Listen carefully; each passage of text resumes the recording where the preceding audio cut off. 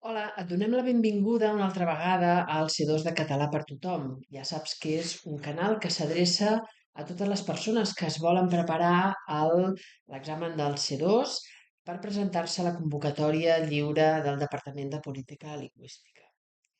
En els vídeos anteriors et parlàvem de les propietats textuals, de l'adequació, t'havíem parlat també de la coherència i de la cohesió, i avui et presentarem la propietat de la sofisticació, tant pel que fa a la part oral com pel que fa a la part escrita de l'examen. En primer lloc, hem de saber què és la sofisticació. Doncs la sofisticació és aquella propietat que té a veure amb el repertori lingüístic, És a dir, amb tot aquell conjunt de recursos lèxics, sintàctics i expressius que fem servir. Per tant, diríem que una bona sofisticació és un conjunt de riquesa i precisió de vocabulari. Has de saber també que a l'examen no se't valorarà només la precisió i la riquesa de vocabulari, sinó que a l'examen escrit es tindrà en compte que els paràgrafs estiguin ben separats, que hi hagi els marges, que tinguis una bona cal·ligrafia, és a dir, que el text s'entengui, i que en general hi hagi una aparença polida. I pel que fa a l'examen escrit, se't valorarà també l'expressivitat. Per tant, hauràs de jugar molt bé amb el control del llenguatge no verbal. Gràcies, Maria. Bé, doncs parlàvem de la sofisticació, que es tracta d'aquesta estratègia comunicativa.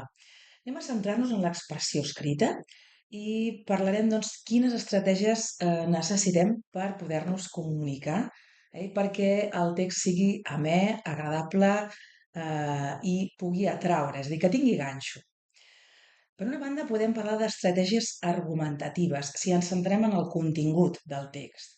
En canvi, si el que volem és polir la forma, parlarem, per tant, de figures retòriques.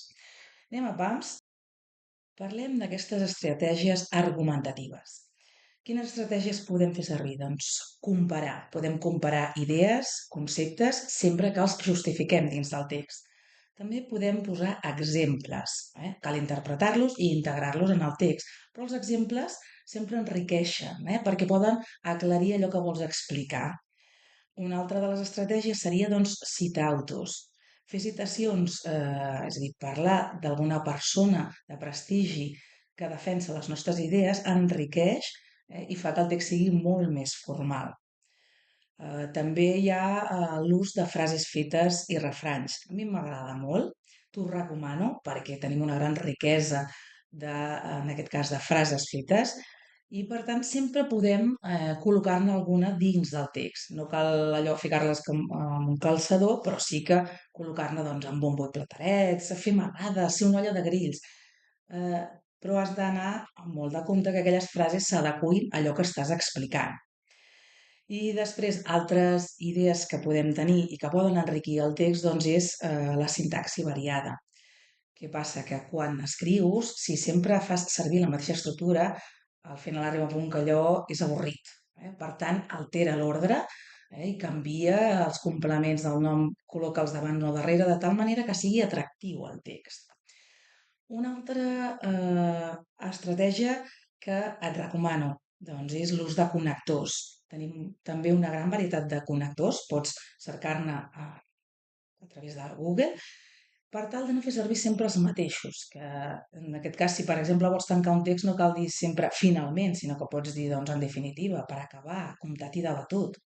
En resum, que hi ha una gran varietat, fes-los servir. I després tingues cura del llenguatge. El llenguatge no ha de ser discriminatori. Tingues en compte doncs, el respecte pel que fa a la raça, el sexe, la cultura, la religió. Per tant, s'ha de ser acurat.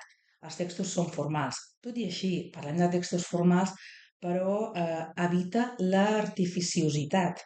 No te'n vagis ara a fer servir un àdhuc, quelcom, om... No, no, perquè això són 2 graons més amunt i no cal anar tan enllà.